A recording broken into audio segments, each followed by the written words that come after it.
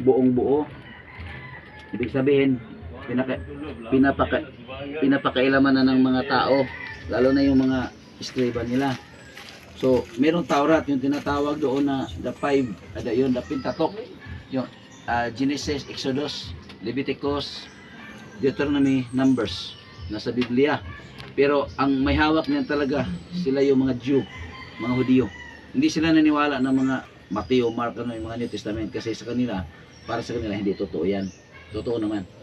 Kasi fabricated yan ng mga tao na mga matatalino ba, ginagawa. Pero yung talagang luma, yung pinaniwalaan ng mga Hudyo, ay yung tinatawag na Taurat. Yung tawag sa kanila dyan is Tanakh. Yung libro na pinaniwalaan nila, yung 5 lang. Genesis, Exodus, Leviticus, Deuteronomy, Numbers. Okay? Yan. So, pinapakailaman na rin ang Taurat.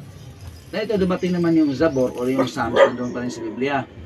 Ngunit, marami ng pagbabago ang ginawa at hinalo